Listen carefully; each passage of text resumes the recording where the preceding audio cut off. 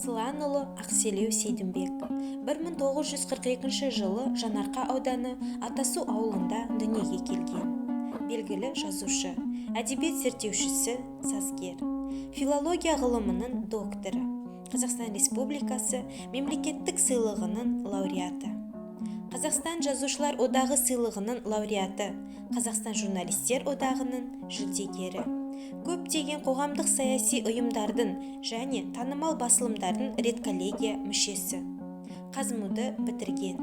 Лениншіл жас газетінің тілшісі. Орталық Қазақстан газетінің жауапты хатшысы. Социалистік Қазақстан газетінің бөлім меңгерушісі. Білім және еңбек журналының бас редакторы.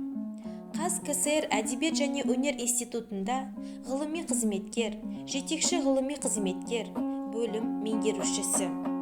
Ыбырай Алтынсарин атындағы білім проблемалары институтының директоры қызметтерін атқарды. 1999 жылдан қазіргі Нұрсұлтан қаласындағы Еуразия ұлттық университетінде ұстаз, кафедра меңгерушісі болды. Ақиық, қыр хикаялары, тауға біткен жалбыз, алпамыс батыр, аққыз және тағы басқа әңгіме, повесть, очерктері, күңгір-күңгір күмбездер, қазақтың әйгілі күйшілері, көшпелілер тарихы, ой толғақ атты ғылыми танымдық еңбектері жарық көрді.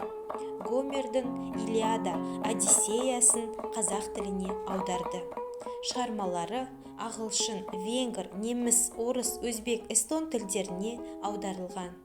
Сазгер ретінде Сарыарқа, Дәурен-ай, Арман-ай, Алтын асық, тағы басқа әндерімен, Қосбасар, Құлақ күйі, тағы басқа күйлерімен танымал.